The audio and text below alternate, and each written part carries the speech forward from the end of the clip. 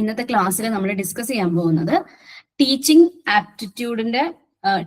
Aptitude എന്നുള്ള first യൂണിറ്റുമായിട്ട് ബന്ധപ്പെട്ടുള്ള കാര്യങ്ങളാണ്. ഓക്കെ, നമ്മൾ ഡിസ്കസ് ചെയ്യുന്ന രീതി എന്ന് പറയുന്നത് ക്വസ്റ്റ്യൻസ്, റീസെന്റ് ആയിട്ട് വന്നിട്ടുള്ള ക്വസ്റ്റ്യൻസിലെ കൺസെപ്റ്റ്സിനെ ഡിസ്കസ് ചെയ്തുകൊണ്ട് പോകുന്ന രീതിയിൽ. ഓക്കെ, അതായത് ഏറ്റവും ലേറ്റസ്റ്റ് ക്വസ്റ്റ്യൻ പേപ്പേഴ്സിലെ ക്വസ്റ്റ്യൻസ് എടുക്കുന്നു.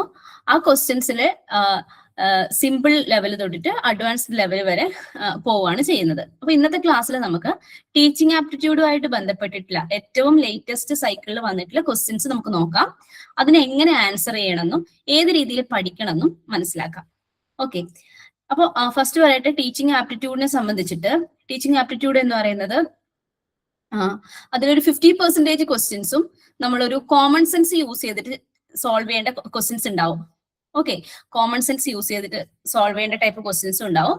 ബാക്കി ഒരു 50% നമ്മൾ നന്നായിട്ട് പഠിച്ച് തിയറിറ്റിക്കൽ നോളജിലൂടെ സോൾവ് ചെയ്യേണ്ട ടൈപ്പ് ക്വസ്റ്റ്യൻസും ഉണ്ടാവും. ഓക്കെ, ഈ രണ്ട് രീതിയിലുള്ള ക്വസ്റ്റ്യൻസ് നമുക്ക് പ്രതീക്ഷിക്കാം. അതായത് ഇപ്പം മുഴുവൻ പഠിച്ചാൽ മാത്രമേ നമുക്ക് ടീച്ചിങ് ആപ്റ്റിറ്റ്യൂഡ് സോൾവ് ചെയ്യാൻ പറ്റൂ എന്നില്ല. കുറച്ച് കോമൺ സെൻസും നമ്മൾക്ക് ഇതുവരെയുള്ള നോളജുകൾ യൂസ് ചെയ്തിട്ടും ചെയ്യാൻ പറ്റും. പിന്നെ അതേപോലെ തന്നെ ടീച്ചിങ് ആപ്റ്റിറ്റ്യൂഡിലെ ക്വസ്റ്റ്യൻസ് ഒക്കെ സോൾവ് ചെയ്യുമ്പോൾ നമ്മൾ ശ്രദ്ധിക്കേണ്ട ഒരു കാര്യം എന്താണെന്ന് പറഞ്ഞാൽ, ഒരു ഐഡിയൽ ടീച്ചർ എന്നുള്ള രീതിയിൽ വേണം ഈ കോമൺ സെൻസ് ക്വസ്റ്റ്യൻസ് ഒക്കെ നമ്മൾ സോൾവ് ചെയ്യാൻ വേണ്ടിയിട്ട്. ചിലപ്പോൾ ഒരു സിറ്റുവേഷൻ തരും, ആ സിറ്റുവേഷനിൽ ടീച്ചർ എന്തായിരിക്കും ചെയ്യേണ്ടത്, അല്ലെ സ്റ്റുഡന്റിന്റെ ഭാഗത്ത് എന്താണ് എക്സ്പെക്ട് ചെയ്യുന്നത്, ഒരു ടീച്ചറിന്റെ റോൾ അവിടെ എന്താണ്, ആ രീതിയിലുള്ള ക്വസ്റ്റ്യൻസ് ഒക്കെ ചോദിച്ചേക്കാം. അപ്പൊ അങ്ങനെ ചോദിക്കുമ്പോൾ നമ്മൾ സാധാരണയുള്ള ക്ലാസ്സിൽ കണ്ടുവരുന്ന രീതിയിലുള്ള ആൻസർ അല്ലായിരിക്കും നമ്മൾ കൊടുക്കേണ്ടത്. UGC എപ്പോഴും എക്സ്പെക്ട് ചെയ്യുന്നത് നമ്മളൊരു ഡ്രീം ടീച്ചർ, ആ രീതിയിലാണ് നമ്മൾ എന്ത് ചെയ്യേണ്ടത്, ആൻസർ ചെയ്യേണ്ടത്. ഓക്കെ, അപ്പോ ക്വസ്റ്റ്യൻസ് നോക്കാം. പല രീതിയിലുള്ള ക്വസ്റ്റ്യൻസ് വരും. ക്രോണോളജിക്കൽ ഓർഡറിലാക്കേണ്ട ക്വസ്റ്റ്യൻസ് വരും. പിന്നെ അതേപോലെ എലിമിനേഷൻ മെത്തേഡ്സ് വെച്ചിട്ട് സോൾവ് ചെയ്യേണ്ട ടൈപ്പ് ഓഫ് ക്വസ്റ്റ്യൻസ് ഉണ്ട്. മാച്ച് ദ ഫോളോയിങ് ക്വസ്റ്റ്യൻസ് ഉണ്ട്. വൺ ലൈനർ ക്വസ്റ്റ്യൻസ് ഉണ്ട്. അങ്ങനെ ഡിഫറെന്റ് ടൈപ്പ് ഓഫ് ക്വസ്റ്റ്യൻസ് എല്ലാ ഏരിയയിൽ നിന്നും വരുന്നതാണ്.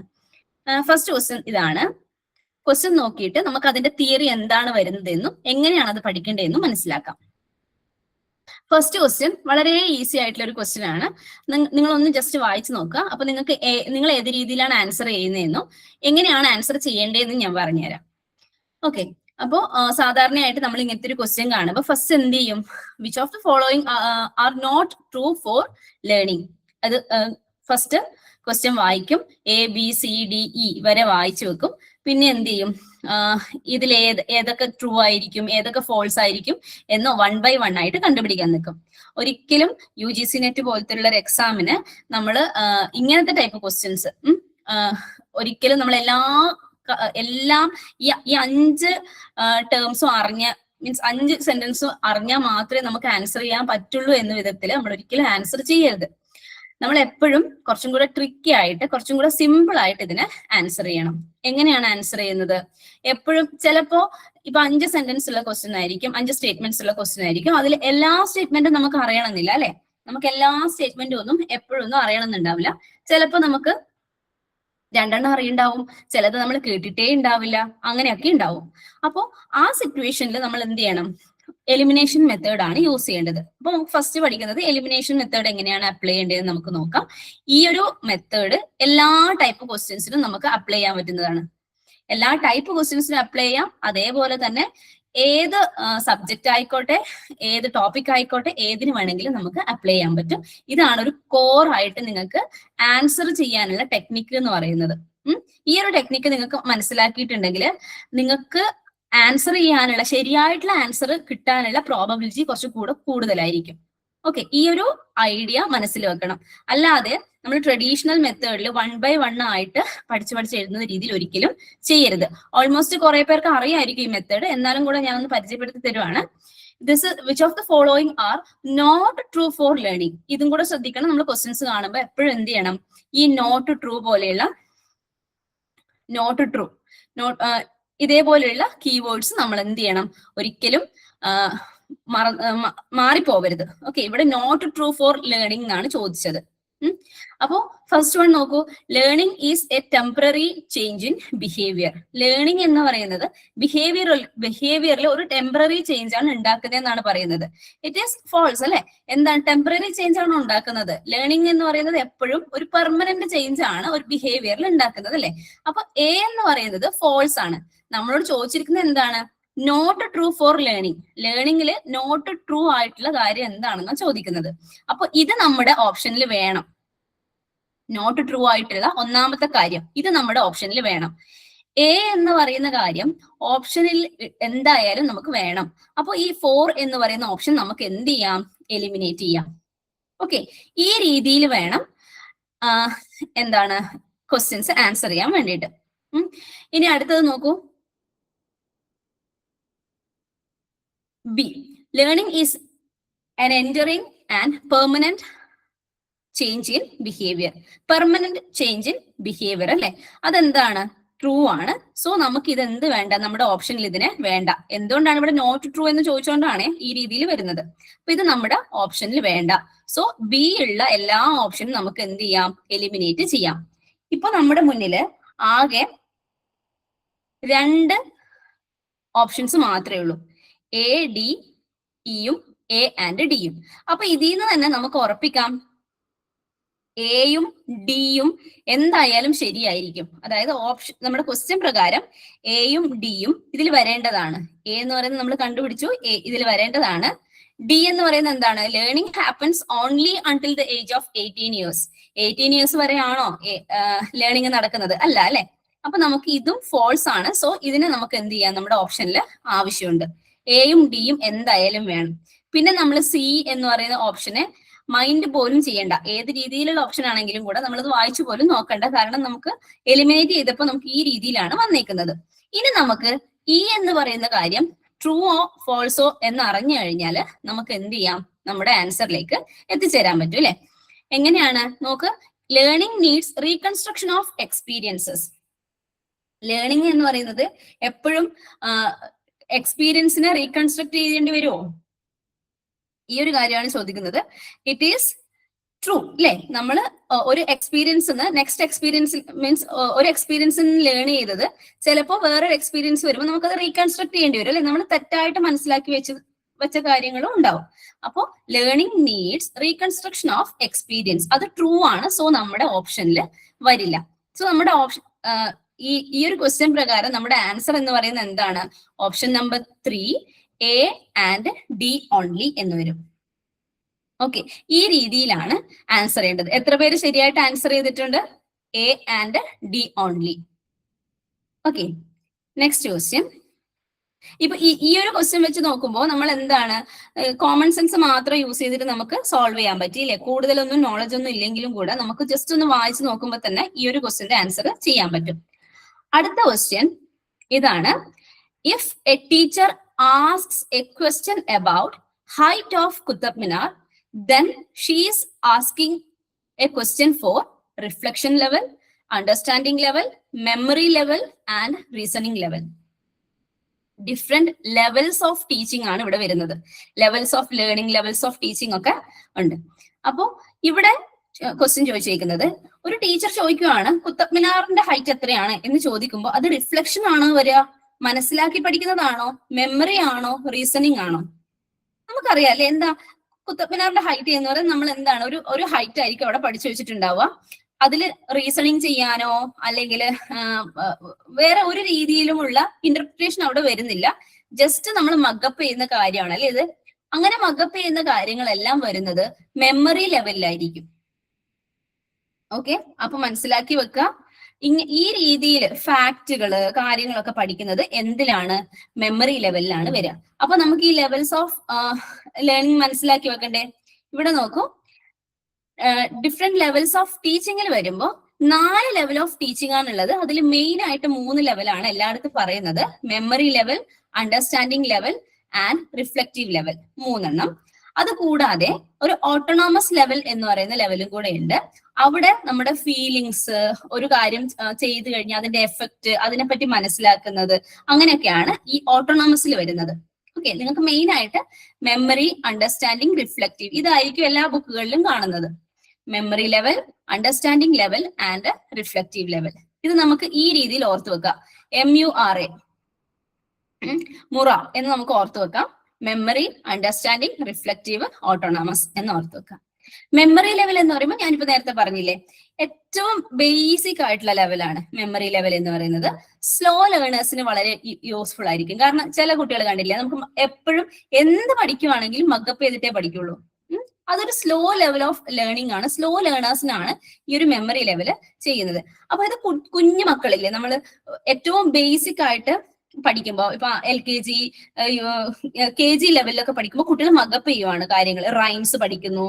ഇതൊക്കെ എന്താണ്, മെമ്മറി ലെവൽ ഓഫ് ടീച്ചിങ്ങിലാണ് വരുന്നത്.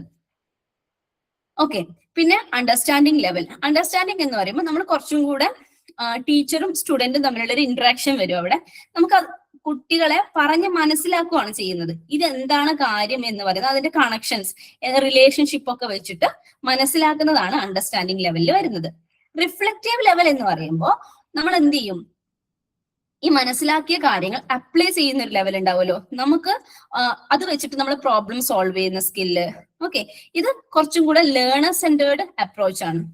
ഓക്കെ, കുറച്ചും കൂടെ ലേണർ സെന്റേർഡ് അപ്രോച്ച് ആണ്. ഇപ്പൊ ലേണർ സെന്റേർഡും ടീച്ചർ സെന്റേർഡും എന്ന് പറഞ്ഞാൽ എന്താണ്? ലേണർ സെന്റേർഡ് എന്ന് പറഞ്ഞാൽ കുട്ടികള് ആയിരിക്കും അവിടെ പ്രയോറിറ്റി. അതായത് കുട്ടികൾ ഡിസ്കസ് ചെയ്ത് പഠിക്കുന്നു, കുട്ടികൾ സോൾവ് ചെയ്ത് പഠിക്കുന്നു. അവിടെ ടീച്ചർ എന്ന് പറയുന്നത് മോണിറ്റർ ചെയ്യാൻ വേണ്ടി മാത്രമുള്ള ഒരാള്. ടീച്ചർ സെന്റേർഡ് അപ്രോച്ച് ആണെങ്കിലോ അവിടെ ടീച്ചർ എന്താ ചെയ്യുന്നത്? ടീച്ചറാണ് കൺട്രോൾ എടുക്കുന്നത്. ടീച്ചർ പറയുന്നു, പഠിപ്പിക്കുന്നു, ആ രീതിയിൽ. ജസ്റ്റ് മോണിറ്ററിങ് മാത്രമല്ല, അവിടെ പഠിപ്പിക്കുന്നതും എല്ലാ കാര്യങ്ങളും ചെയ്യുന്നത് എന്താണ്? ടീച്ചറാണ്. ലേണേഴ്സ് എന്ന് പറയുന്നത് അവിടെ ജസ്റ്റ് ലേൺ ചെയ്യുന്നു എന്ന് മാത്രമേ ഉള്ളൂ. ഓക്കെ, അപ്പോ ഈ ഒരു കൺസെപ്റ്റിലൂടെ നമ്മൾ എന്തൊക്കെ പഠിച്ചു? ഡിഫറെന്റ് ലെവൽ ഓഫ് ടീച്ചിങ് പഠിച്ചു, ലേണർ സെന്റേർഡ് എന്താണെന്ന് പഠിച്ചു, ടീച്ചർ സെന്റേർഡ് എന്താണെന്ന് പഠിച്ചു, ഇല്ലേ? അപ്പോ ഇനി അതുമായിട്ട് ബന്ധപ്പെട്ടിട്ട് വേറൊരു ക്വസ്റ്റ്യൻ നോക്കാം. ഈ ഒരു ക്വസ്റ്റ്യൻ ഈ രീതിയിൽ ഒരു വൺ ലൈനർ ക്വസ്റ്റ്യൻ ആയിട്ടാണ് വന്നേക്കുന്നത്. ഹൈറ്റ് ഓഫ് കുത്തബ് മിനാർ എന്ന് ചോദിക്കുമ്പോൾ. അടുത്തത് ഇതേ ഏരിയയിൽ നിന്ന് വന്നിട്ടുള്ള വേറൊരു ക്വസ്റ്റ്യൻ ആണ്, ഒരു match the following question. Okay, autonomous dependent level, memory level, reflective level, understanding level ഇങ്ങനെ തന്നിട്ടുണ്ട്. ലിസ്റ്റ് 2 കൊടുത്തിട്ടുണ്ട്. അതിന്റെ പ്രോസസ് എന്താണെന്ന്: peer learning, affects and feeling, recall of fact and information, seeing of relationship. ഇങ്ങനത്തെ ക്വസ്റ്റ്യൻ വരുമ്പോഴും നമ്മൾ വേഗം മാച്ച് ചെയ്ത് നോക്കുന്നതിന് പകരം ഓപ്ഷൻസിൽ നോക്കിക്കഴിഞ്ഞാൽ കൺഫ്യൂഷൻ ഉണ്ടെങ്കിൽ മാത്രം ഓപ്ഷൻസിൽ നോക്കിക്കഴിഞ്ഞാൽ നമുക്ക് കുറച്ചും കൂടെ ഒരു ഐഡിയ കിട്ടും. ഇപ്പൊ ഇവിടെ നോക്കി, ഈ ഓപ്ഷൻസിൽ നോക്കുമ്പോൾ എല്ലാത്തിനും B എന്ന് പറയുന്നത് എന്താണ്? തേർഡ് ഓപ്ഷനെയാണ് ടാർഗറ്റ് ചെയ്തേക്കുന്നത്, അല്ലെ? അപ്പൊ മെമ്മറി ലെവൽ എന്ന് പറയുന്നത് recall of fact and information. Okay, അടുത്തത് നോക്കാം. ഓട്ടോണോമസ് ഡിപ്പെൻഡന്റ് ലെവൽ എന്ന് പറയുമ്പോൾ ഞാൻ നേരത്തെ പറഞ്ഞു എന്താണ്, അവിടെ എഫക്ട്, ഫീലിങ്സ് ഒക്കെ അവിടെയാണ് വരുന്നത്. ആ ഒരു ലെവൽ ഓഫ് അണ്ടർസ്റ്റാൻഡിങ്ങിലാണ് വരുന്നത്. ഓട്ടോണോമസ് ഡിപ്പെൻഡന്റ് ലെവൽ എന്ന് പറയുന്നത് അവിടെ എഫക്ട്സ് ആൻഡ് ഫീലിങ്സ്. A എന്ന് പറയുന്നത് 2. A എന്ന് പറയുന്നത് 2 ആയിട്ടുള്ള ഈ 2 ഓപ്ഷൻസ് ആണുള്ളത്. സോ നമുക്ക് എന്ത് ചെയ്യാം? ഈ 2 ഓപ്ഷൻസും എലിമിനേറ്റ് ചെയ്യാം. ഓക്കെ, ഇനി റിഫ്ലക്റ്റീവ് ലെവലും അണ്ടർസ്റ്റാൻഡിംഗ് ലെവലും. റിഫ്ലക്റ്റീവ് ലെവൽ എന്ന് പറയുമ്പോൾ കുറച്ചും കൂടെ അഡ്വാൻസ്ഡ് ആണ്, അല്ലെ? അണ്ടർസ്റ്റാൻഡിംഗ് ലെവൽ എന്ന് പറയുമ്പോൾ റിഫ്ലക്റ്റീവ് ലെവലിന്റെ താഴെയാണ് വരുന്നത്. അപ്പൊ ഇവിടെ നോക്ക്, റിലേഷൻഷിപ്പ്, ഒരു കാര്യങ്ങളെ പറ്റി പഠിക്കുമ്പോൾ അതിന്റെ റിലേഷൻഷിപ്പ് മനസ്സിലാക്കി പഠിക്കുന്നതാണ് അണ്ടർസ്റ്റാൻഡിംഗ് ലെവൽ. ഓക്കെ, അപ്പൊ D4 ആയിട്ടുള്ളത് ഓപ്ഷൻ നമ്പർ 2 ആയിരിക്കും കറക്റ്റ് ആൻസർ. റിഫ്ലക്റ്റീവ് ലെവൽ എന്താണ്? Peer learning. ഇതൊക്കെ പിയർ ലേണിംഗ് എന്ന് പറഞ്ഞാൽ കൂടെയുള്ള എന്താ പറയുക, സഹപാഠികൾ ഒന്നിച്ച് പഠിക്കില്ലേ, അതൊക്കെ എന്താണ്? റിഫ്ലക്റ്റീവ് ലെവലിലാണ് വരുന്നത്. അവിടെ കുറച്ചും കൂടെ അവർ തന്നെയാണ് പ്രോബ്ലം സോൾവിംഗ് ഒക്കെ ചെയ്യുന്നത്. ഓക്കെ, ലേണർ സെന്റേർഡ് ആണ് കുറച്ചും കൂടെ. അപ്പൊ ഈ 2 ക്വസ്റ്റ്യൻസിൽ നിന്ന് നമുക്ക് എന്ത് മനസ്സിലായി? Levels of teaching, levels of understanding, പിന്നെ അതേപോലെ ലേണർ സെന്റേർഡ്, ടീച്ചർ സെന്റേർഡ് എന്തൊക്കെയാണെന്നും, ഇനി ഈ ഒരു memory level, reflective level questions ഒക്കെ വന്നു കഴിഞ്ഞാൽ നിങ്ങൾക്ക് സോൾവ് ചെയ്യാൻ പറ്റും. ഓക്കെ, ഇനി നെക്സ്റ്റ് ഒരു ഏരിയയിലേക്ക് പോവാം. നെക്സ്റ്റ്, നിങ്ങൾ ക്ലാസ്സിൽ ഇരിക്കുമ്പോൾ ഒരു കാര്യം ശ്രദ്ധിക്കുക. ഇത്രയും സീരിയസ് ആയിട്ടുള്ള ഒരു എക്സാമിന് പഠിക്കുമ്പോൾ ജസ്റ്റ് ഇങ്ങനെ ക്വസ്റ്റ്യൻ കേൾക്കുക, ആൻസർ കേൾക്കുക എന്നുള്ളതിലുപരി ജസ്റ്റ് ഒന്ന് നോട്ട് ചെയ്യുവാണെങ്കിൽ നിങ്ങൾക്ക് അത് പിന്നെ നന്നായിട്ട് യൂസ്ഫുൾ ആവും കേട്ടോ. അപ്പൊ നിങ്ങൾ ജസ്റ്റ് ഒന്ന് എഴുതി വെക്കുക, ഓരോ ഏരിയയും കവർ ചെയ്ത് പോകുന്നതിനനുസരിച്ചിട്ട്. അടുത്തത് കാരണം എന്താണെന്ന് പറഞ്ഞാൽ ഇതേ ഏരിയയിൽ നിന്ന് പിന്നെയും ക്വസ്റ്റ്യൻസ് വരും. അപ്പൊ നിങ്ങൾക്ക് ആദ്യത്തെ ഫസ്റ്റ് ലെവലിൽ നമുക്ക് മുഴുവനായിട്ട് പഠിച്ചില്ലെങ്കിലും കൂടെ ജസ്റ്റ് ഒന്ന് റെഫർ ചെയ്തിട്ട് ആൻസർ ചെയ്യാം. പിന്നെ പിന്നെ ആകുമ്പോഴത്തേക്ക് നമ്മുടെ മൈൻഡിലേക്ക് അത് താനെ വന്നോളും. ഓക്കെ, ഇനി നെക്സ്റ്റ് ഒരു ക്വസ്റ്റ്യൻ ആണ്. For a lesson plan arrange the following in appropriate order. ഒരു ലെസൺ പ്ലാനിന് വേണ്ടിയിട്ട് അപ്രോപ്രിയേറ്റ് ഓർഡറിൽ ഇതിനെ അറേഞ്ച് ചെയ്യാൻ വേണ്ടിയിട്ടാണ് പറയുന്നത്. Assessment, selection of text teaching material, recapitulation, content delivery, formulation of objectives. ഇങ്ങനെ ഓർഡർ ചെയ്യുന്ന ടൈപ്പ് ക്വസ്റ്റ്യൻസ് വന്നു കഴിഞ്ഞാൽ എപ്പോഴും ശ്രദ്ധിക്കേണ്ടത്, നമുക്ക് ചിലപ്പോൾ എല്ലാത്തിന്റെ ഓർഡർ അറിയണ്ടാവില്ല അല്ലെ. അറിയുന്ന ഓർഡറിനെ നമ്മൾ എന്ത് ചെയ്യുക, ഇച്ചിരി ഗ്യാപ്പ് വിട്ടിട്ട് അങ്ങനെ എഴുതി വെക്കുക. അത് ഫോളോ ചെയ്യുന്ന ഓപ്ഷൻ ഉണ്ടോ എന്ന് നോക്കുക. ആ ടെക്നിക്കാണ് നിങ്ങൾ ഇവിടെ ഫോളോ ചെയ്യേണ്ടത്.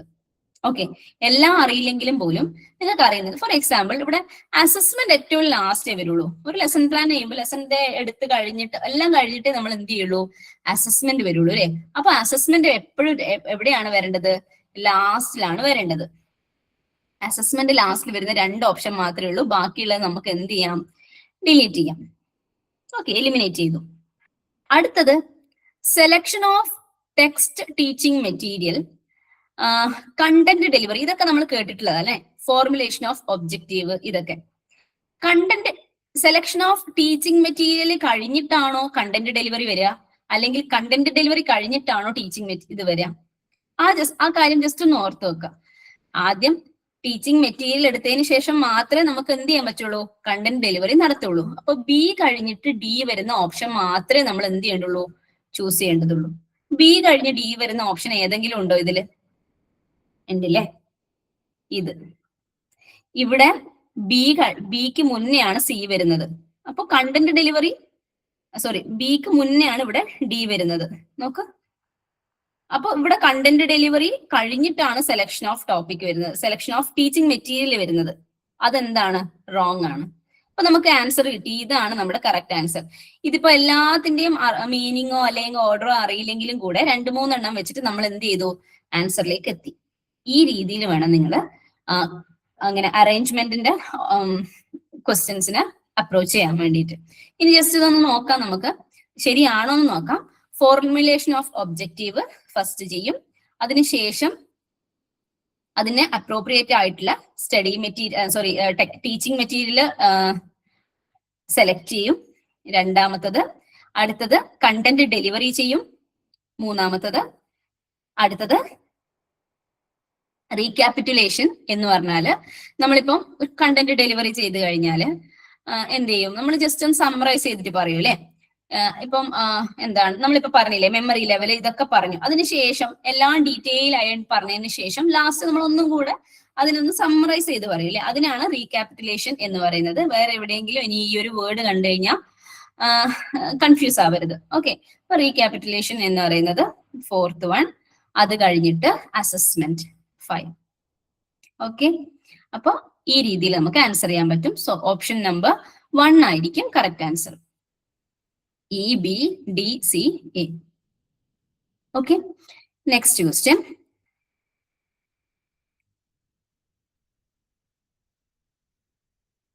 ഇത് നമുക്ക് കുറച്ചും കൂടെ ഒരു കോമൺ സെൻസ് വെച്ചിട്ട് സോൾവ് ചെയ്യാൻ പറ്റുന്നത്. നിങ്ങൾക്ക് തന്നെ സോൾവ് ചെയ്യാൻ പറ്റും. ജസ്റ്റ് ഒന്ന് ട്രൈ ചെയ്ത് നോക്കുക. നിങ്ങളുടെ ആൻസർ എന്താണെന്ന് കമന്റ് ചെയ്യണേ. Which of the following are the prominent features of self directed learning? Self directed ലേണിംഗിന്റെ ഫീച്ചേഴ്സ് എന്തൊക്കെയാണെന്ന് ചോദിക്കുന്നത്. Passive learning, extension of learning, taking ownership of learning, teacher centred learning, self monitoring.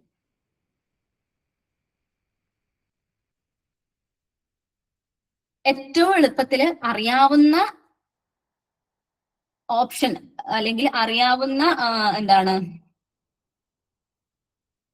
പോയിന്റിനെ വെച്ചിട്ട് എന്ത് ചെയ്യാം, നമ്മുടെ ഓപ്ഷനെ എലിമിനേറ്റ് ചെയ്യാം.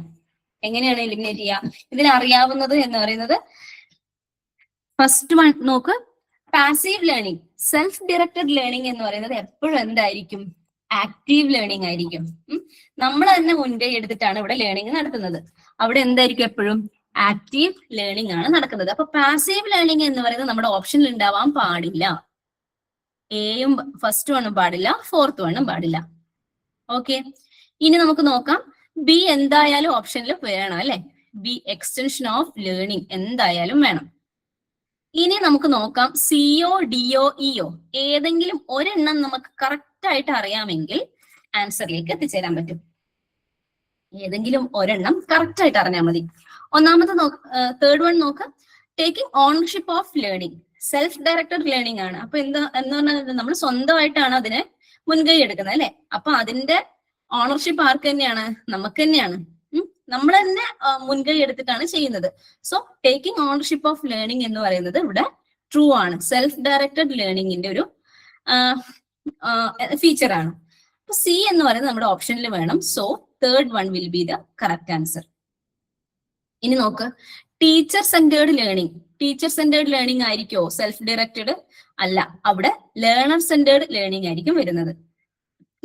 നമ്മളായിട്ട് മുൻകൈ എടുത്തിട്ടാണ് ലേൺ ചെയ്യുന്നത്. അവിടെ ടീച്ചർ സെന്റേർഡ് അല്ല, ലേണർ സെന്റേർഡ് ലേണിംഗ് ആയിരിക്കും വരുന്നത്. സെൽഫ് ഡയറക്റ്റഡ് ലേണിംഗിന് ഒരു എക്സാമ്പിൾ ആണ് നമ്മൾ തന്നെ തീരുമാനം എടുത്തിട്ട് നമ്മൾ നെറ്റിന് വേണ്ടി പഠിക്കുന്നു. അതെന്താണ്? അവിടെ സെൽഫ് ഡയറക്റ്റഡ് ലേണിംഗ് ആണ്. അവിടെ ടീച്ചർ സെന്റേർഡ് ലേണിംഗിന് പകരം നിങ്ങൾ തന്നെ, അതായത് നമ്മൾ തന്നെ സ്വന്തമായിട്ട് പഠിക്കുന്നതിലാണ് കാര്യം. അവിടെ ഒരു ആക്റ്റീവ് ലേണിംഗും കൂടി ഉണ്ടാവും. നമുക്ക് തന്നെയാണ് ഇതിന്റെ ബെനിഫിറ്റ് എന്ന് നമുക്കറിയാം. നമ്മൾ തന്നെയാണ് ഇത് മുൻകൈ എടുക്കേണ്ടതെന്ന് അറിയാം. ബാക്കി ആർക്കും ഇതിന്റെ ബെനിഫിറ്റ് ഇല്ല, നമുക്കാണ് ബെനിഫിറ്റ് എന്ന് നമുക്ക് അറിയാം അല്ലെ? അപ്പൊ അവിടെ എന്തും കൂടെ വരും? സെൽഫ് മോണിറ്ററിങ്ങും കൂടെ വരും. ഓക്കെ, അപ്പൊ ഓപ്ഷൻ 3 ആയിരിക്കും കറക്റ്റ് ആൻസർ. എലിമിനേഷൻ മെത്തേഡ് നിങ്ങൾക്ക് ഇപ്പോ ഏകദേശം ഫെമിലിയർ ആയെന്ന് വിചാരിക്കുന്നു. ഇനി അങ്ങനത്തെ എപ്പോഴും ക്വസ്റ്റ്യൻസ് ചെയ്യുമ്പോൾ അറിയാത്ത ക്വസ്റ്റ്യൻ ആണെങ്കിൽ, അറിയുന്ന ക്വസ്റ്റ്യൻ ആണെങ്കിൽ നമുക്ക് അപ്പൊ തന്നെ ആൻസർ ചെയ്യാൻ പറ്റും. പക്ഷെ നെറ്റിനെ സംബന്ധിച്ചിടത്തോളം കുറെ ക്വസ്റ്റ്യൻസ് വളരെ കൺഫ്യൂസിങ് ആയിരിക്കും. നമുക്ക് കുറച്ച് കൺഫ്യൂഷൻ ഉണ്ടാകുന്ന രീതിയിലാണ് ക്വസ്റ്റ്യൻസ് വരുന്നത്. ഫോർ എക്സാമ്പിൾ ഈ രീതിയിലുള്ള ക്വസ്റ്റ്യൻസ് കുറെ എണ്ണം തരും, അതിൽ നിന്ന് ഏതാണെന്ന് സെലക്ട് ചെയ്യുന്നത്. അപ്പൊ മനസ്സിലായില്ലേ? എല്ലാം അറിഞ്ഞില്ലെങ്കിലും നമുക്ക് എങ്ങനെയെങ്കിലും ആൻസറിലേക്ക് എത്തിച്ചേരാൻ പറ്റും. ഇതൊക്കെ പ്രീവിയസ് സെഷനിൽ വന്നിട്ടുള്ള ക്വസ്റ്റ്യൻസ് ആണ്. അതായത് ഡിസംബർ സൈക്കിളിൽ വന്നിട്ടുള്ള ക്വസ്റ്റ്യൻ പേപ്പറിലെ ക്വസ്റ്റ്യൻസ് ആണ്. കണ്ടില്ലേ? നമുക്ക് ആ ഓപ്ഷൻസ് ഒന്നും ഒരുപാട് അങ്ങനെ ബുദ്ധിമുട്ട് വരുന്നില്ല കമ്പയർ ടു പേപ്പർ 2. പേപ്പർ 2 ആയിട്ട് കമ്പയർ ചെയ്യുമ്പോൾ പേപ്പർ 1ൽ അത്ര കൺഫ്യൂഷൻസ് നിങ്ങൾക്ക് വരാൻ പോകുന്നില്ല. പിന്നെ ക്വസ്റ്റ്യൻസ് വരുന്നത് ഇങ്ങനെ എ ആണോ ബി ആണോ ഈ രീതിയിൽ ചോദിക്കുന്നതും അറേഞ്ച്മെന്റ്സും.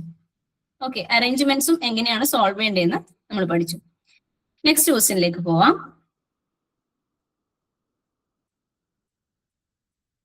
Arrange the following psychomotor domains of development from simple level to more complex one. ഇവിടെ നമുക്ക് കുറച്ച് കാര്യങ്ങൾ പഠിക്കാനുണ്ട്. സൈക്കോമോട്ടർ ഡൊമൈനുമായിട്ട് ബന്ധപ്പെട്ടിട്ടുള്ള അതില് ലെവൽസിലാണ് ഇവിടെ അറേഞ്ച് ചെയ്യാൻ വേണ്ടി പറഞ്ഞേക്കുന്നത്. അപ്പൊ നമുക്ക് ഈ ലെവൽസ് എന്താണെന്ന് അറിഞ്ഞിരിക്കണം. ഞാൻ ഈ ക്വസ്റ്റ്യൻ കൊണ്ടുവന്നിരിക്കുന്നത് എന്തിനാണെന്ന് പറഞ്ഞാൽ ഈ ഒരു ഏരിയ വളരെ ഇമ്പോർട്ടന്റ് ആണ്. ബ്ലൂംസ് ടാക്സോണമി എന്ന് പറയും. Bloom's taxonomy. ഓക്കെ, അപ്പൊ അതിലെ ഒരു ചെറിയ ഭാഗമാണ്, ചെറിയ ഭാഗമല്ല, എന്താ പറയാ, അതിന്റെ ഒരു പാർട്ടാണ് സൈക്കോമോട്ടർ ഡൊമൈൻസ് എന്ന് പറയുന്നത്. ഡിഫറെന്റ് ഡൊമൈൻസ് ഉണ്ട് ലേണിങ്ങിന്. അതിന്റെ ഒരു ഭാഗമാണ് സൈക്കോമോട്ടർ ഡൊമൈൻസ് എന്ന് പറയുന്നത്. ആദ്യം നമുക്ക് ബ്ലൂംസ് ടാക്സോണമി എന്താണെന്ന് മനസ്സിലാക്കാം. അതിനുശേഷം നമുക്ക് ഇതിനെ ഒന്ന് അറേഞ്ച് ചെയ്യാൻ ശ്രമിച്ചു നോക്കാം. ഓക്കെ, അപ്പോ ബ്ലൂംസ് ടാക്സോണമി ആയിട്ട് ബന്ധപ്പെട്ടിട്ട് പറയുമ്പോൾ ബ്ലൂംസ് ടാക്സോണമി ക്രിയേറ്റ് ചെയ്തത് 1956-ലാണ്. 1956. ഓക്കെ, അപ്പോ ഇവിടെ 3 ഡൊമൈൻസ് ഓഫ് ലേണിംഗ് ആണ് വരുന്നത്. 3 ഡൊമൈൻസ് ആണ് വരുന്നത്. Cognitive, affective, psychomotor. ഏത് ലെവൽ ഓഫ് ലേണിംഗ് ആണ് എന്നൊക്കെ ചോദിക്കുന്നത് പണ്ടത്തെ ടൈപ്പ് ക്വസ്റ്റ്യൻ ആയിരുന്നു. UGC നെറ്റിൽ ചോദിച്ചിരുന്നു കുറച്ച് മുന്നേ ഒക്കെ. പക്ഷെ ഇപ്പോ അതിന്റെയും ഇൻസൈഡിലുള്ള അതിന്റെയും കൂടെ കുറച്ചും കൂടെ ഇന്റേണൽ ആയിട്ടുള്ള കാര്യങ്ങൾ രീതിയിലാണ് ക്വസ്റ്റ്യൻസ് പോയിക്കൊണ്ടിരിക്കുന്നത്. ഓക്കെ, അപ്പോ ഇതൊക്കെ മുന്നേ ചോദിച്ചിരുന്നു. ഏതൊക്കെ ഡൊമൈൻസ്, 3 ഡൊമൈൻസ് ഓഫ് ലേണിംഗ് ഏതൊക്കെയാണ്? കോഗ്നിറ്റീവ്, അഫക്റ്റീവ്, സൈക്കോമോട്ടർ, പിന്നെ കോഗ്നേറ്റീവ്, റിഫ്ലക്റ്റീവ്, എഫക്റ്റീവ്, അങ്ങനെ ഡിഫറെന്റ് ആയിട്ടുള്ള ഓപ്ഷൻസ് ഒക്കെ തന്നിട്ട് ചോദിച്ചിട്ടുണ്ടായിരുന്നു. ഇപ്പൊ നമുക്ക് ക്വസ്റ്റ്യൻ ചോദിക്കുന്നത് ഇതിന്റെയും ഇന്നർ പാർട്ടിലുള്ള ക്വസ്റ്റ്യൻസ് ആണ് ചോദിച്ചുകൊണ്ടിരിക്കുന്നത്. സോ നമുക്ക് കറക്റ്റ് ആയിട്ട് അത് മനസ്സിലാക്കി വെക്കണം. അപ്പൊ 3 ഡൊമൈൻസ് ഓഫ് നോളജ് എന്ന് പറയുന്നത് കോഗ്നേറ്റീവ്, എഫക്റ്റീവ്, സൈക്കോമോട്ടർ. അപ്പൊ ബ്ലൂംസ് ടാക്സോണമി ക്യാപ്പ് എന്ന് ഓർത്താൽ മതി. Okay, cognitive, effective and psychomotor. അപ്പൊ ബിക്ക് ഒരു ക്യാപ്പ് വെച്ച് കൊടുത്ത പോലെ അങ്ങനെയൊക്കെ ഓർക്കുക. നിങ്ങളുടെ നോട്ട്ബുക്സിൽ ആ രീതിയിലൊക്കെ ഒന്ന് വരച്ചു വെക്കുക. അപ്പൊ മൈൻഡിൽ നല്ലോണം നിന്നോളും. അതിനു വേണ്ടിയിട്ടാണ്. ഇപ്പൊ പറയുമ്പോൾ നമുക്ക് ഇതൊന്ന് മണ്ടത്തരമാണോ അങ്ങനെയൊക്കെ തോന്നും. പക്ഷെ കുറച്ച് നിങ്ങൾക്ക് അത് ഇതേ പാറ്റേൺ ഫോളോ ചെയ്യുമ്പോൾ ഇങ്ങനെ സിമ്പിൾസ് വെച്ചിട്ടൊക്കെ വെക്കുമ്പോൾ നോട്ടിൽ നോട്ട് ചെയ്ത് വെക്കുമ്പോൾ നിങ്ങൾക്ക് അത് വളരെ യൂസ്ഫുൾ ആയിട്ട് പിന്നെ നിങ്ങൾക്ക് തോന്നും. ഓക്കെ, അപ്പോ കോഗ്നിറ്റീവ് ഡൊമൈൻ എന്ന് പറയുന്നത് ഇവിടെ വരുന്നത് മെന്റൽ സ്കിൽസ്, ഇന്റലക്ച്വൽ ഡെവലപ്മെന്റ് ഒക്കെയാണ് കോഗ്നിറ്റീവിൽ വരുന്നത്. അതായത് മെന്റൽ സ്കിൽസുമായിട്ട് ബന്ധപ്പെട്ടിട്ടുള്ളത്. അതിന് ഡീറ്റെയിൽ ആയിട്ട് നമുക്ക് പഠിക്കാനുണ്ട്, നെക്സ്റ്റ് സ്ലൈഡ്സിൽ പഠിക്കാം. കോഗ്നിറ്റീവില് ജസ്റ്റ് മനസ്സിലാക്കി വെക്കുക, മെന്റൽ സ്കിൽസ് ആണ് അവിടെ വരുന്നത്. എഫക്റ്റീവില് വരുമ്പോൾ ഇമോഷണൽ ആറ്റിറ്റ്യൂഡ്, വാല്യൂസ്, അപ്രിസിയേഷൻ, ഇങ്ങനത്തെ കാര്യങ്ങൾ, ഇമോഷണൽ ആയിട്ടുള്ള കാര്യങ്ങളാണ് എഫക്റ്റീവിൽ വരിക. ഓക്കെ, സൈക്കോമോട്ടോറിൽ വരുമ്പോൾ സൈക്കോമോട്ടോർ എന്ന് പറയുമ്പോൾ എന്താണ്, ഫിസിക്കൽ കോർഡിനേഷൻ, മോട്ടോർ സ്കിൽസ് ഒക്കെ ആയിട്ട് ബന്ധപ്പെട്ടിട്ടുള്ളത് വരും. അപ്പോ മെന്റൽ സ്കിൽസിനെ പറയുന്നത് കോഗ്നിറ്റീവ്, ഇമോഷണൽ പറയുന്നത് എഫക്റ്റീവ്, ഫിസിക്കൽ അല്ലെങ്കിൽ മോട്ടോർ സ്കിൽസിനെ പറയുന്നത് സൈക്കോമോട്ടോർ ഡൊമൈൻ. ഇങ്ങനെ ഡിഫറെന്റ് ഡൊമൈൻസ് ആയിട്ട് തിരിച്ചിട്ടുണ്ട്. ഓക്കെ, ഇതാണ് ബ്ലൂംസ് ടാക്സോണമിയുടെ ഏറ്റവും ബേസ് ആയിട്ടുള്ള കാര്യം. 1956 വന്നേക്കുന്നത്. ഡോക്ടർ ബെഞ്ചമിൻ ബ്ലൂം ആണ് കൊണ്ടുവന്നേക്കുന്നത്. ഇത്രയും കാര്യങ്ങൾ മനസ്സിലാക്കി വെക്കുക. ഇനി കോഗ്നിറ്റീവ് ഡൊമൈൻ, നമുക്ക് ഇവിടെ ക്വസ്റ്റ്യൻ ചോദിച്ചേക്കുന്നത് ഇവിടെ സൈക്കോമോട്ടോർ ഡൊമൈനെ പറ്റിയിട്ടാണ് ചോദിച്ചേക്കുന്നത്. അതിന്റെ ലെവൽസ് ആണ് ചോദിച്ചേക്കുന്നത്. അപ്പൊ എല്ലാത്തിനും ഇതേപോലെ ലെവൽസ് ഉണ്ട്. കോഗ്നിറ്റീവ് ഡൊമൈനും ഉണ്ട്, അഫക്റ്റീവ് ഡൊമൈനും ഉണ്ട്, സൈക്കോമോട്ടോർ ഡൊമൈനും ഉണ്ട്. ഓക്കെ, അപ്പൊ കോഗ്നിറ്റീവ് ഡൊമൈനിൽ വരുമ്പോ ഈ രീതിയിലാണ് അതിനെ കാറ്റഗറൈസ് ചെയ്തേക്കുന്നത്. Knowledge, comprehension, application, analysis, synthesis and evaluation. Okay, knowledge ഇവിടെ എന്താ, മെന്റൽ എബിലിറ്റിയുമായിട്ട് ബന്ധപ്പെട്ടിട്ടാണ് വരുന്നത്. Mental ability. Okay, cognitive.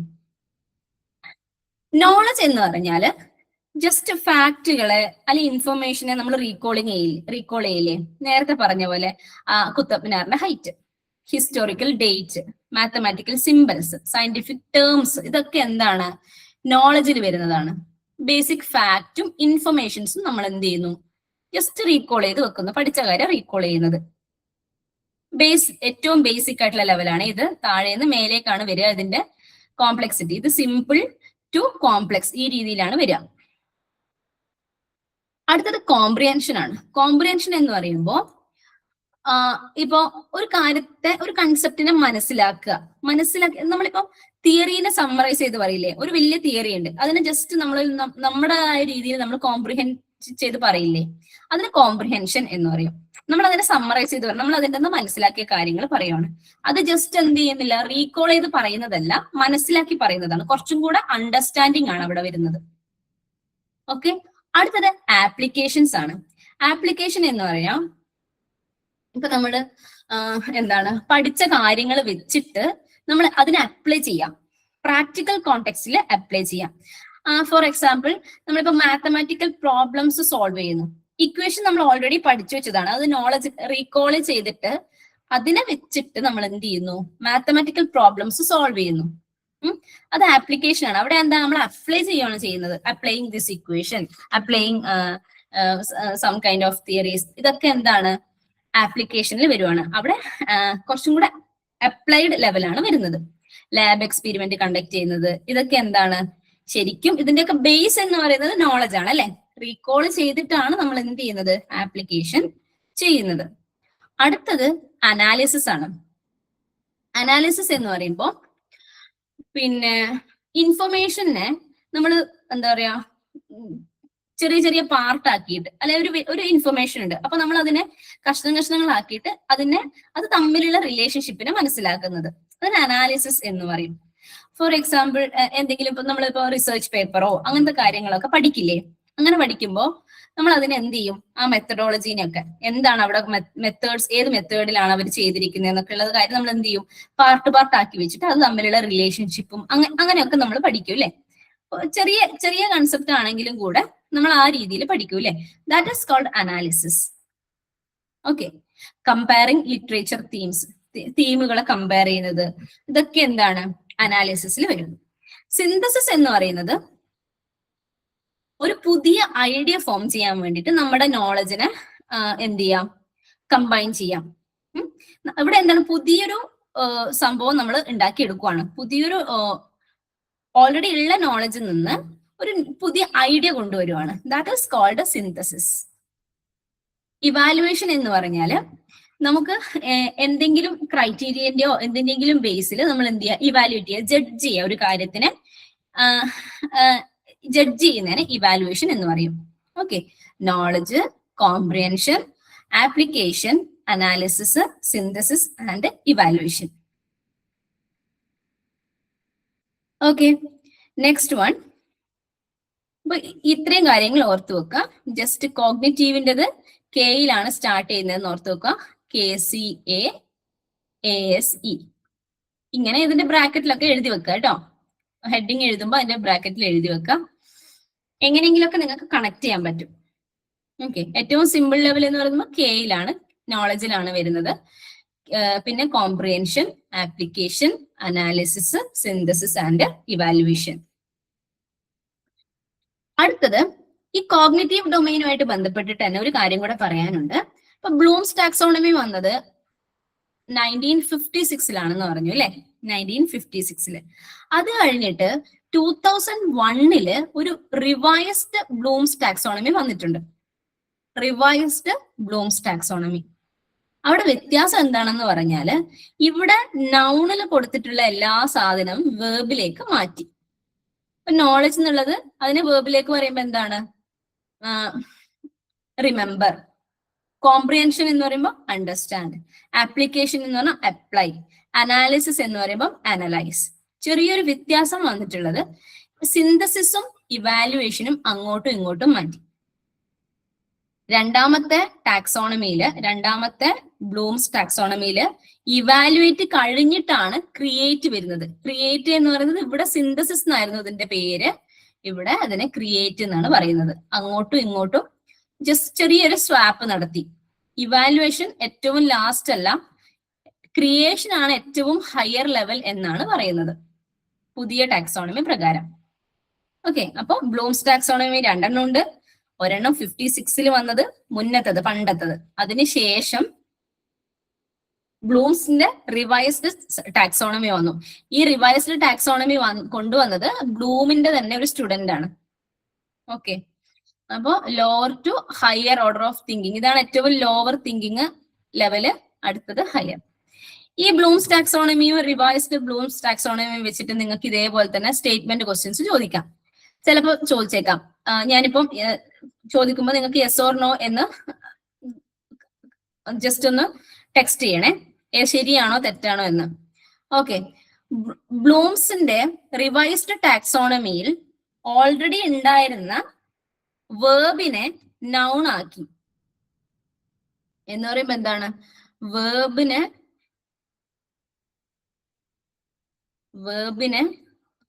Noun ആക്കി.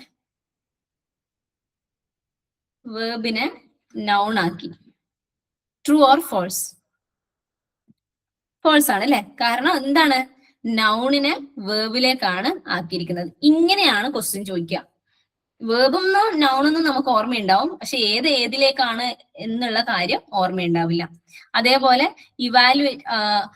റിവൈസ്ഡ് ടാക്സോണമിയിൽ എത്രാമതാണ് ഇത് വരുന്നതെന്നും ഓൾറെഡി ഉള്ള ടാക്സോണമിയിൽ എത്രാമതാണ് വരുന്നതെന്നുള്ള കാര്യങ്ങളൊക്കെ ഓർത്തു വെക്കുക. ഇങ്ങനത്തെ ഡയഗ്രാംസ് വെച്ചിട്ട് ഓർത്തു വെക്കുക. ഓക്കെ, അപ്പൊ ഇത്രയും കാര്യങ്ങള്. അടുത്തത് ഇതില് നമ്മൾ എന്ത് മാത്രമേ കഴിഞ്ഞിട്ടുള്ളൂ, കോഗ്നിറ്റീവ് ഡൊമൈന് മാത്രമേ പറഞ്ഞിട്ടുള്ളൂ. കോഗ്നിറ്റീവ് ഡൊമൈന് പറയുന്നതിന്റെ കൂടെ തന്നെ കുറച്ചും കൂടെ കാര്യങ്ങൾ അതിൽ മനസ്സിലാക്കാനുണ്ട്. റിപ്പീറ്റഡ് ആയിട്ട് ക്വസ്റ്റ്യൻസ് വരുന്ന ഏരിയ ആണ് ഇത്, ഈ കോഗ്നിറ്റീവ്, സൈക്കോമോട്ടർ, ഇതിന്റെയൊക്കെ ഉള്ളിലുള്ള ഭാഗങ്ങളിൽ നിന്ന്. അപ്പോ ഒരു കാര്യം കൂടെ മനസ്സിലാക്കി വെക്കാം. നമ്മൾ ഏൺ ചെയ്യുന്ന നോളജ്, എന്ന് പറയുന്നത് ഡിഫറെന്റ് ടൈപ്സ് ഉണ്ട്. അപ്പൊ ഡിഫറെന്റ് ടൈപ്സ് ഓഫ് നോളജിനെ നമുക്ക് പറയാൻ പറ്റും. ഒന്നാമത്തത് ഫാക്ച്വൽ നോളജ്, നേരത്തെ പറഞ്ഞ പോലെ നോളജ് വെച്ചിട്ട് നമുക്ക് കിട്ടുന്നത്. അതായത് നോളജ് ഈ രീതിയിൽ റിമെമ്പർ ചെയ്തുമ്പോൾ കിട്ടുന്നതിനെയാണ് നമ്മൾ എന്ത് പറയുന്നത്, ഫാക്ച്വൽ നോളജ് എന്ന് പറയുന്നത്. Okay, terminology, historical date, mathematical simple, scientific terms, ഇതൊക്കെ എന്താണ്, ഫാക്ച്വൽ നോളജ് ആണ്. ഫാക്ട് എന്ന് ഓർത്താൽ മതിയാവും. അടുത്തത് കൺസെപ്ഷ്യൽ നോളജ് ആണ്. ഇവിടെ കൺസെപ്റ്റുകളെ പറ്റിയിട്ടാണ് പഠിക്കുന്നത്. എന്തെങ്കിലും ഒരു തിയറിന്റെ ബിഹൈൻഡിലുള്ള കൺസെപ്റ്റ് എന്താണ്. ഓക്കെ, അത്. അടുത്തത് പ്രൊസീജിയറൽ നോളജ് ആണ്. നമ്മളിപ്പോ ലാബ് എക്സ്പീരിമെന്റ് ഒക്കെ നടത്തിയിട്ട് പിന്നെ കണ്ടുപിടിക്കുന്നില്ലേ, അല്ലെങ്കിൽ ഒരു മാത്തമാറ്റിക്കൽ അൽഗോരിതം ഫോളോ ചെയ്തിട്ട് കണ്ടുപിടിക്കുന്നത്, ആ രീതിയിലുള്ള പ്രൊസീജിയറൽ നോളജ്, നമ്മൾ എന്തോ ചെയ്തുകൊണ്ട് മനസ്സിലാക്കുന്നത്. മെറ്റാ കോഗ്നിറ്റീവ് നോളജ് എന്ന് പറയുന്നത് അതും ഒരു ചെറിയൊരു എന്താ പറയാ, കുറച്ചധികം പഠിക്കാനുള്ള ഒരു ഏരിയ ആണ്. നമുക്ക് നെക്സ്റ്റ് ക്വസ്റ്റ്യൻ വരും, അപ്പൊ നമുക്ക് കുറച്ചും കൂടെ മനസ്സിലാക്കാം. മെറ്റാ കോഗ്നിറ്റീവ് എന്ന് പറയുന്നത് നമ്മുടെ തന്നെ തോട്ട് പ്രോസസ്സിനെ നമ്മൾ തന്നെ മനസ്സിലാക്കില്ലേ, തോട്ട് അബൌട്ട് തോട്ട് എന്നാ പറയാം. നമ്മുടെ തോട്ടിനെ നമ്മൾ തന്നെ മനസ്സിലാക്കുന്നതിനെ മെറ്റാ കോഗ്നിറ്റീവ് നോളജ് എന്നാ പറയാം. ഓക്കെ, അപ്പൊ പല രീതിയിൽ നമുക്ക് മനസ്സിലാക്കാം. ഫാക്ടുകളായിട്ട് മനസ്സിലാക്കാം, കൺസെപ്റ്റ്സ് ആയിട്ട് മനസ്സിലാക്കാം, പ്രൊസീജിയറൽ നോളജ് ആയിട്ട് വരും. മെറ്റാ കോഗ്നിറ്റീവ് മനസ്സിലാക്കി വെക്കാം. Understanding of one's own thought process, എന്റെ തന്നെ തോട്ട് പ്രോസസ്സിനെ ഞാൻ മനസ്സിലാക്കാം. ഓക്കെ, അപ്പൊ ചിലപ്പോ ഉണ്ടാവും, ഇപ്പൊ ഞാനിപ്പോ പഠിച്ചുകൊണ്ടിരിക്കുകയാണ്, നെറ്റിന് പഠിച്ചുകൊണ്ടിരിക്കുകയാണെന്ന് വിചാരിക്കാം. അപ്പൊ പഠിച്ചുകൊണ്ടിരിക്കുമ്പോ തന്നെ ഞാൻ തന്നെ മനസ്സിലാക്കുവാണ് എന്റെ ലേണിംഗ് രീതിനെ ഞാൻ തന്നെ അനലൈസ് ചെയ്യാം. എന്റെ തോട്ട് പ്രോസസ്സിനെ ഞാൻ തന്നെ അനലൈസ് ചെയ്യാണ്, അത് ശരിയാണോ തെറ്റാണോ എന്നൊക്കെ ഉള്ളത്. അതിനെ ഇമ്പ്രൂവ് ചെയ്യാൻ വേണ്ടിയിട്ട് ഞാൻ കുറച്ച് ഹാബിറ്റ് ഒക്കെ ചെയ്യുന്നു. ഇതൊക്കെ എന്താണ്, മെറ്റാ കോഗ്നിറ്റീവ് നോളജ് ആണ്. Okay, meta cognitive knowledge, factual, conceptual, procedural and meta cognitive knowledge. ഈ ഒരു ടേബിളില് ജസ്റ്റ് ഒന്ന് വായിച്ചു നോക്കിയാൽ മതിയാവും ഓരോ ടൈപ്പ്. അപ്പൊ റിമെമ്പർ ചെയ്യാ, ഫാക്റ്റുകൾ റിമെമ്പർ ചെയ്യാന്ന് പറയുന്നത് നമ്മൾ ലിസ്റ്റ് ചെയ്യാനാ പറയാ, അല്ലെ, ലിസ്റ്റ് ചെയ്യാം. അപ്പൊ കൺസെപ്റ്റുകളെ തന്നെ നമുക്ക് റിമെമ്പർ ചെയ്യാം, അല്ലെ. അപ്പൊ അതെങ്ങനെയാണ്, റീകോളിലാണ് വരുന്നത്. ജസ്റ്റ് ഒന്ന് മനസ്സിലാക്കി വെക്കാൻ വേണ്ടിയാണ്, ബൈഹാർട്ട് ഒന്നും ചെയ്യേണ്ട. കൺസെപ്റ്റുകളെ റിമെമ്പർ ചെയ്യാന്ന് പറഞ്ഞാൽ അതിനെ റീകോൾ ചെയ്യുന്നത്. പ്രോസസ്സുകളെ റിമെമ്പർ ചെയ്യാന്ന് പറഞ്ഞാൽ അതിനെ ഔട്ട്ലൈൻ ചെയ്യാണ് ചെയ്യുന്നത്, ഇന്ന പ്രോസസ്സ് ഇന്ന പ്രോസസ്സ് എന്ന് പറഞ്ഞിട്ട്. പ്രൊസീജിയേഴ്സിനെ റിമെമ്പർ ചെയ്യാന്ന് പറഞ്ഞാൽ അതിനെ റീപ്രൊഡ്യൂസ് ചെയ്തിട്ടാണ് നമ്മൾ എന്ത് ചെയ്യുന്നത്, റിമെമ്പർ ചെയ്യുന്നത്. പ്രിൻസിപ്പിളിനെ റിമെമ്പർ ചെയ്യാന്ന് പറഞ്ഞാൽ പ്രിൻസിപ്പിളിനെ സ്റ്റേറ്റ് ഇത് അങ്ങനെ ക്വസ്റ്റ്യൻ തരില്ലേ നമുക്ക്, സ്റ്റേറ്റ് അത് എന്താ പറയാ, ഇതിനെ പറ്റി ആ പ്രിൻസിപ്പിളിനെ പറ്റിയിട്ട് മനസ്സിലാക്കുക. പിന്നെ മെറ്റാ കോഗ്നിറ്റീവ് റിമെമ്പർ ചെയ്യാന്ന് പറഞ്ഞാൽ അവിടെ പ്രോപ്പർ യൂസ് ആണ് ചെയ്യുന്നത്. തോട്ട് പ്രോസസ്സിനെയാണല്ലോ നമ്മൾ ചെയ്യുന്നത്, അവിടെ ആ ഒരു തോട്ടിനെ യൂസ് ചെയ്തിട്ടാണ് നമ്മൾ എന്ത് ചെയ്യുന്നത്, റിമെമ്പർ ചെയ്യുന്നത്, ഓർത്തു വെക്കുന്നത്. അങ്ങനെ understanding, application, analysis, evaluation and create, ഇത്രയും കാര്യങ്ങളിൽ വരുന്ന കാര്യങ്ങളാണ് പറയുന്നത്. ജസ്റ്റ് ഒന്ന് ഓർത്തു വെക്കാം. ഞാൻ ഇതിന്റെ സ്ലൈഡ് ഷെയർ ചെയ്തുതരാം, അപ്പൊ നിങ്ങൾക്ക് കുറച്ചും കൂടെ ഈസിലി മനസ്സിലാവും. ജസ്റ്റ് ഒന്ന് വായിച്ചു നോക്കാം. ഓക്കെ,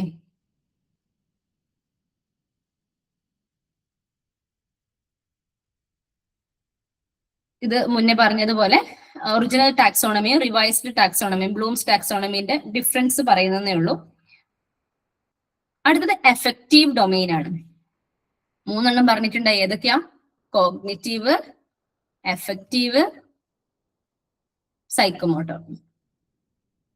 ഓക്കെ, അപ്പൊ എഫക്റ്റീവ് ഡൊമെയിനിൽ വരുന്നത് ഇതൊക്കെയാണ്: receiving phenomena, response to phenomena, valuing, organising and internalize values അല്ലെങ്കിൽ ക്യാരക്ടറൈസിങ്. 2 രീതിയിലും പറയും, ഇന്റേണലൈസിങ് വാല്യൂസ് അല്ലെങ്കിൽ ക്യാരക്ടറൈസിങ്. ഓക്കെ, എഫക്റ്റീവ് എന്ന് പറയുന്നത് കുറച്ചും കൂടെ നമ്മുടെ വാല്യൂസ്, ഇമോഷൻസും ആയിട്ട് ബന്ധപ്പെട്ടിട്ടില്ല, അല്ലെ. അപ്പോ റിസീവിങ് എന്ന് പറയുന്നത്, ഇപ്പം നോളജിനെ റിസീവ് ചെയ്യുക എന്ന് പറയുന്നത് എന്താണ്, നമ്മളിപ്പോ ഒരു കാര്യം കേൾക്കാൻ വേണ്ടി തയ്യാറാവുക, അല്ലെങ്കിൽ ന്യൂ ഐഡിയനെ ഉൾക്കൊള്ളാൻ തയ്യാറാവുക, ഇതൊക്കെയാണ് റിസീവിംഗിൽ വരുന്നത്.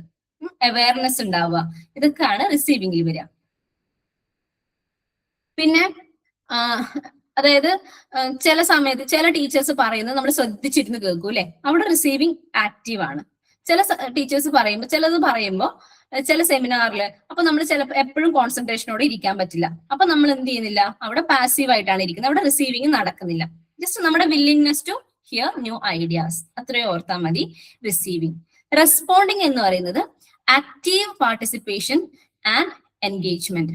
അതായത് ഇപ്പൊ ഒരു ഡിസ്കഷൻ ആണെങ്കിൽ, ഗ്രൂപ്പ് ഡിസ്കഷൻ ആണെങ്കിൽ അതിന് റെസ്പോണ്ട് ചെയ്യാം, ജസ്റ്റ് റിസീവ് ചെയ്യുക മാത്രമല്ലാണ്ട് നമ്മുടെ കാര്യങ്ങളും കൂടെ എക്സ്പ്രസ് ചെയ്യുക എന്നുള്ളത്. ഓക്കെ, അപ്പോ ക്ലാസ്മേറ്റ്സിന് നമ്മുടെ ഫീഡ്ബാക്ക് കൊടുക്കുക, ഇതൊക്കെ എന്താണ്, റെസ്പോണ്ടിങ്ങിൽ വരുന്നതാണ്. അടുത്തത് വാല്യൂയിങ് ആണ്. വാല്യൂയിങ് എന്ന് പറഞ്ഞാല് പിന്നെ നമുക്ക് മറ്റൊരു കുട്ടിയെ, ക്ലാസ്സിലുള്ള വേറൊരാളെ അല്ലെങ്കിൽ വേറൊരു മനുഷ്യനെ നമ്മൾ എന്ത് ചെയ്യാം, അവർക്ക് റെസ്പെക്ട് കൊടുക്കുക, അവരുടെ പിന്നെ അവരെ അപ്രീഷിയേറ്റ് ചെയ്യുക, ഇതൊക്കെയാണ് വാല്യൂയിങ്ങിൽ വരുന്നത്. അടുത്തത് ഓർഗനൈസിങ് ആണ്. ഇവിടെ വരുന്നത് നമ്മുടെ എക്സിസ്റ്റിംഗ് വാല്യൂ സിസ്റ്റത്തിലേക്ക് പുതിയ വാല്യൂസ്, നമ്മൾ ചിലപ്പോൾ എക്സ്പീരിയൻസിലൂടെ ആയിരിക്കും അല്ലെ പുതിയ വാല്യൂസ് ഒക്കെ പഠിക്കുന്നത്, അതിനെയും കൂടെ ഇന്റഗ്രേറ്റ് ചെയ്യുക. നമ്മുടെ എക്സിസ്റ്റിംഗ് വാല്യൂ സിസ്റ്റത്തിലേക്ക് അതിനെയും കൂടെ ഇന്റഗ്രേറ്റ് ചെയ്യുന്നതിന് നമുക്ക് എന്ത് പറയാം, ഓർഗനൈസിങ് എന്ന് പറയും. Okay, organisation. ഓക്കെ, അടുത്തത് ക്യാരക്ടറൈസിങ് അല്ലെങ്കിൽ ഇന്റേണലൈസ് വാല്യൂസ്.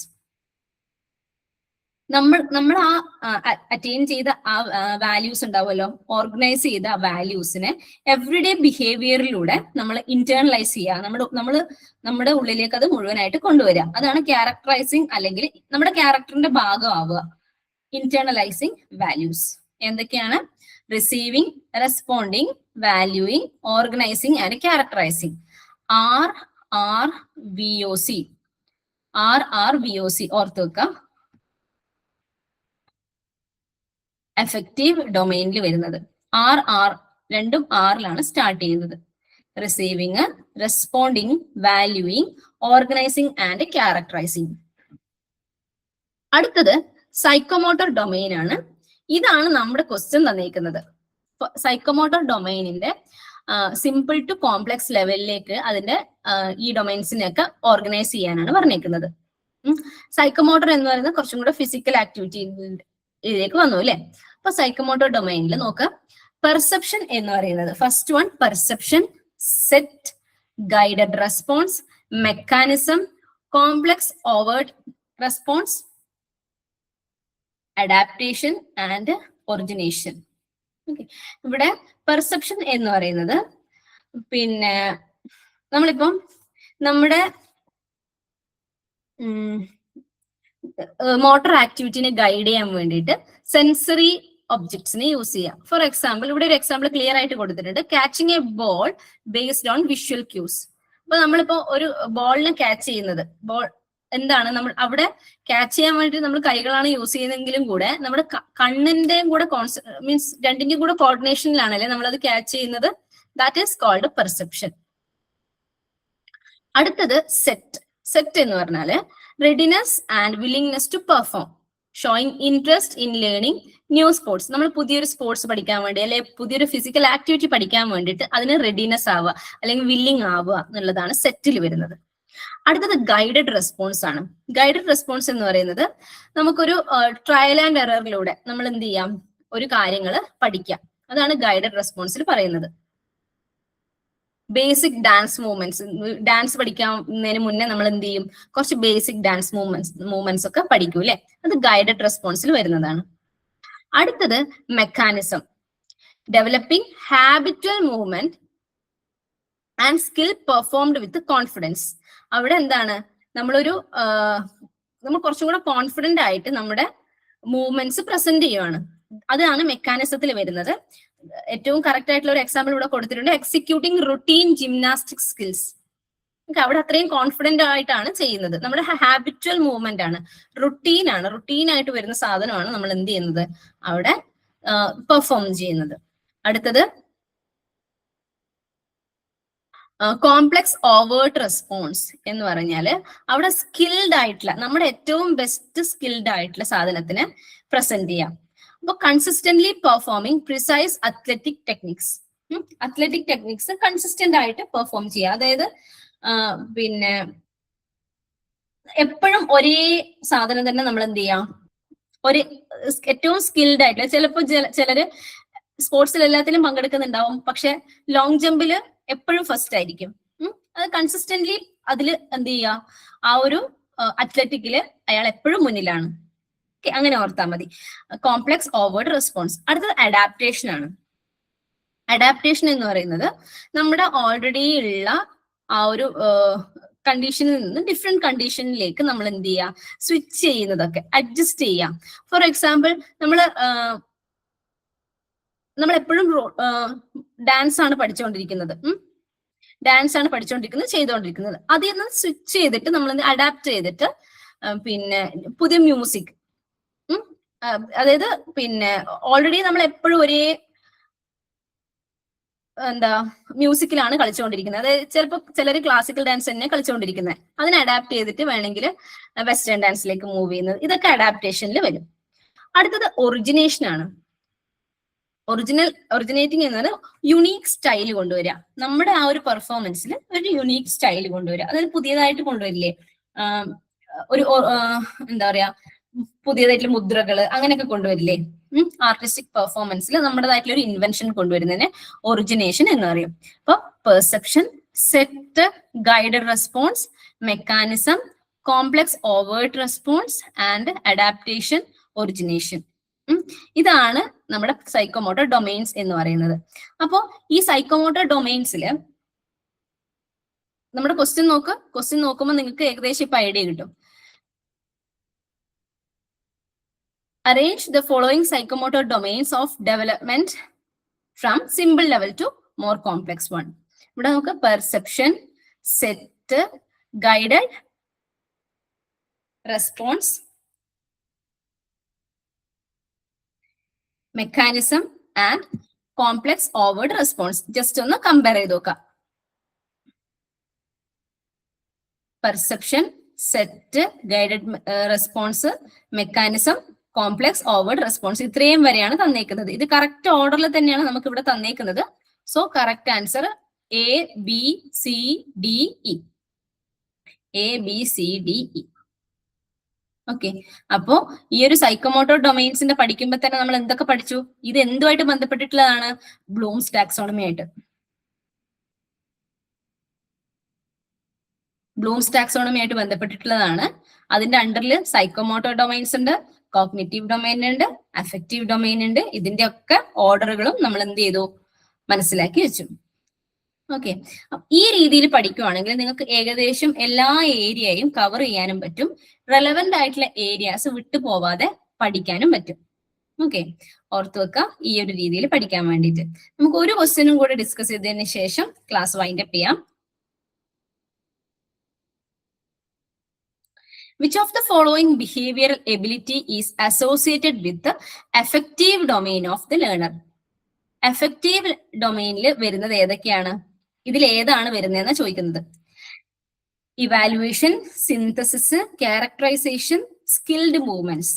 എഫക്റ്റീവ് എന്ന് പറയുമ്പോൾ തന്നെ നമ്മൾ ഓർക്കണം, ഇമോഷനുമായിട്ട് ബന്ധപ്പെട്ടിട്ടുള്ളത്, ക്യാരക്ടറുമായിട്ട് ബന്ധപ്പെട്ടിട്ടുള്ളത്, ബിഹേവിയറുമായിട്ട് ബന്ധപ്പെട്ടിട്ടുള്ളത് ഓർക്കണം. കോഗ്നിറ്റീവ് എന്ന് പറഞ്ഞാൽ അവിടെ നോളജുമായിട്ട് ബന്ധപ്പെട്ടിട്ടുള്ളത്, അങ്ങനെ. ഫിസിക്കൽ ആക്ടിവിറ്റി ആയിട്ട് ബന്ധപ്പെട്ടിട്ടുള്ളത് എന്താണ്? സൈക്കോമോട്ടർ. അപ്പൊ ഇവിടെ എഫക്റ്റീവ് ഡൊമൈനിൽ വരുന്നത് ക്യാരക്ടറൈസേഷൻ ആണ്, അല്ലെ? എഫക്റ്റീവിൽ നമ്മൾ ലാസ്റ്റ് പഠിച്ചായിരുന്നു, അല്ലെ? ലാസ്റ്റ് ഏറ്റവും കോംപ്ലക്സ് ലെവലാണ് ക്യാരക്ടറൈസിങ് എന്ന് പറയുന്നത്. അതിന് വേറൊരു പേരും കൂടെ പറയും, ഇന്റേണലൈസിങ് വാല്യൂസ്. മറന്നു പോകരുതേ. അപ്പൊ ഇവിടെ എന്താണ്?